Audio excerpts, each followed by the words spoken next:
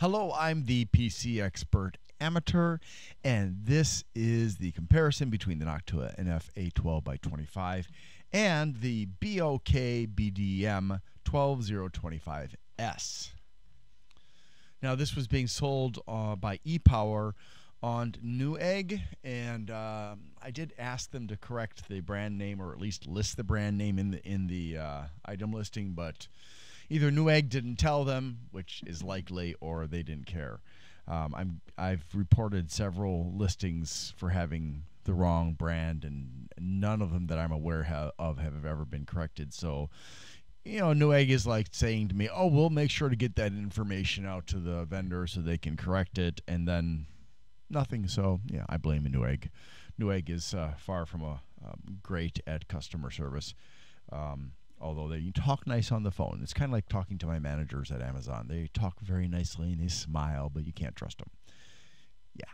So anyways, yeah. So we're going to compare these two fans and see how they sound next to each other.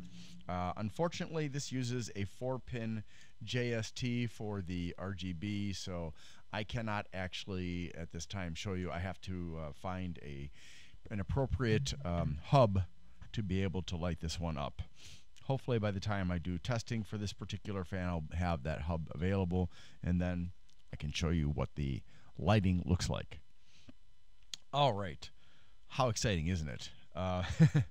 Yeah, not really, but, you know, hopefully helpful for all of you. So let's listen to the sound levels of this fan.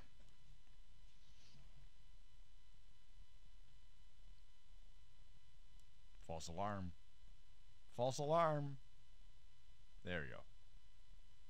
I'm hearing a ticking already from it.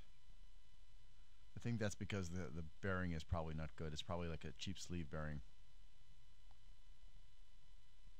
It's getting faster, so that is mostly what I'm hearing right now. I'm not really hearing much of a wind noise. I'm mostly just hearing that ticking sound picking up in speed. Yeah, it's either that or this. No, I don't see anywhere where the blades are definitely hitting. But it's possible that this was not mounted properly, and so the blades could be hitting the frame at some point, but I'm not really sure.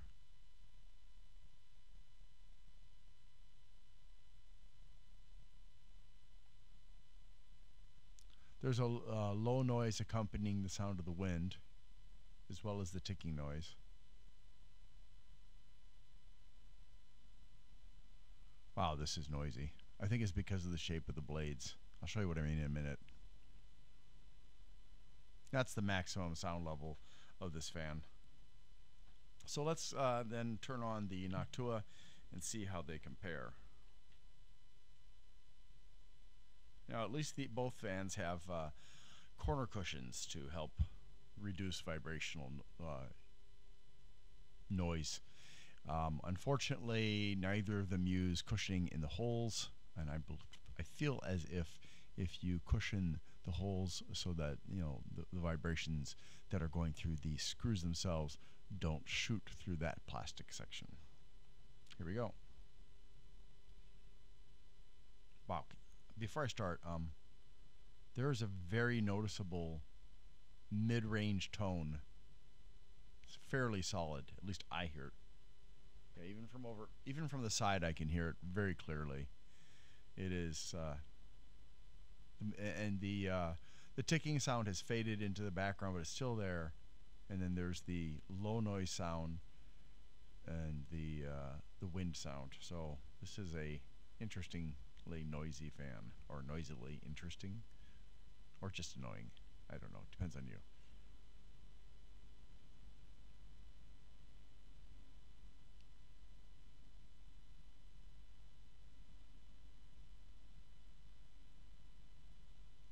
Boy, I haven't even got this up to half speed, and it's already making as much noise as the BOK.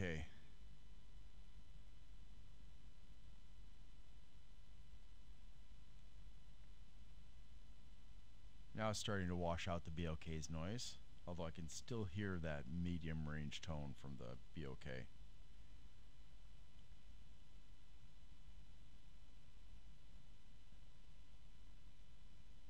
Similar sound from the Noctua, but not as loud. And these are the maximum RPMs.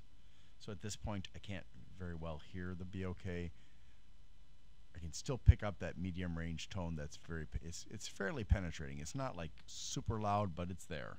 So let me go ahead and turn off the BOK now.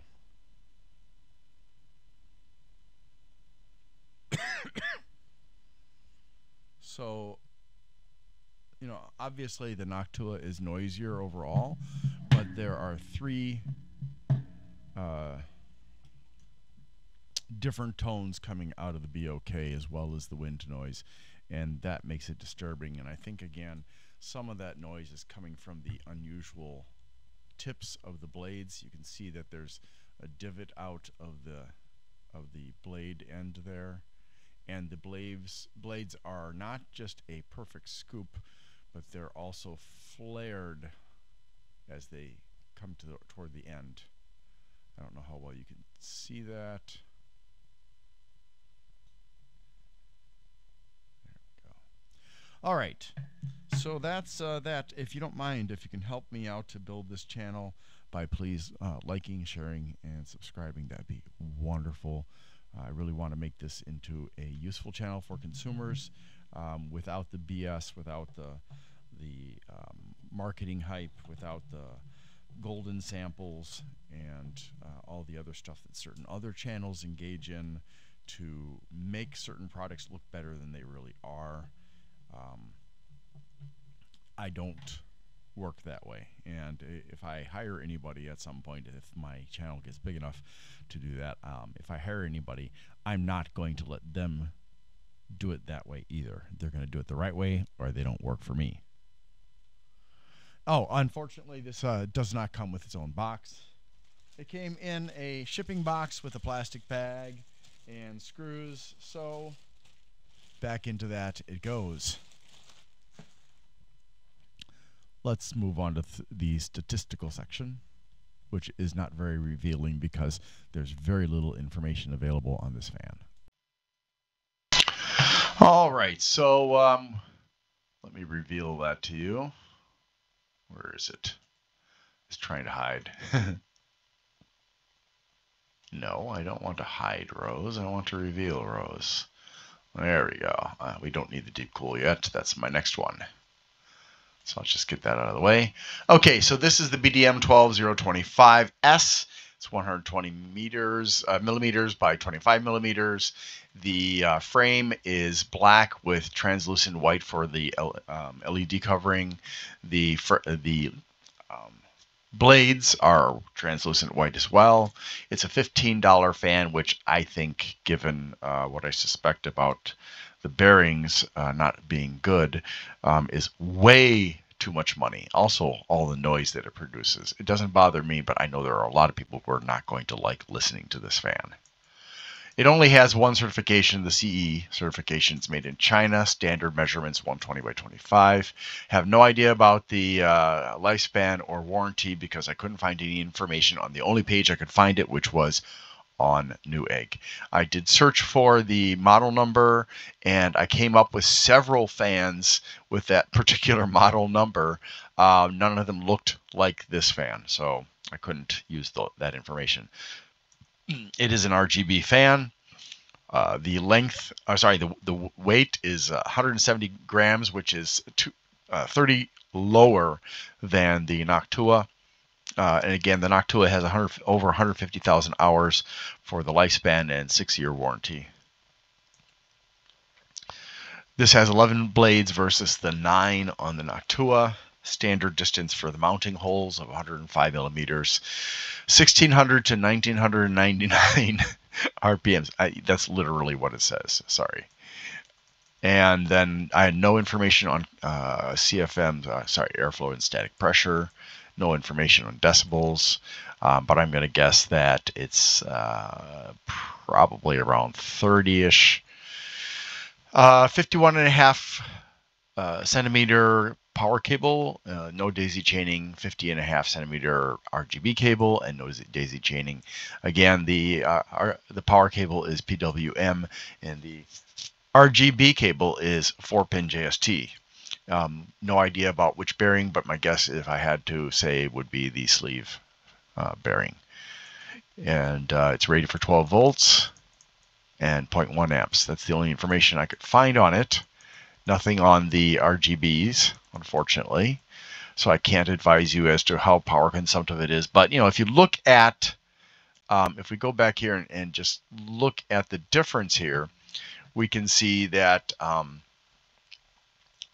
this fan is potentially as frugal as the Noctua based on the amps. But then we have the RGB, which is going to make it less frugal.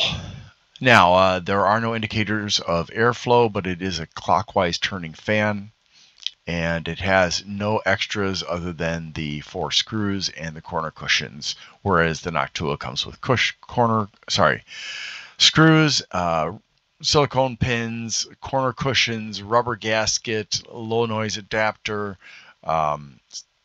two-way splitter, extension cable of 30 centimeters.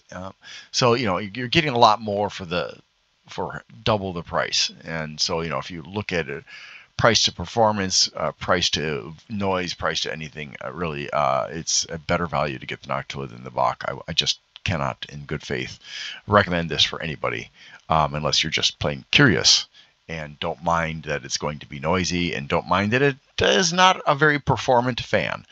So yeah, that's how I feel about it, and I'm going to stick to that. Thanks for watching, and I hope you have a great day.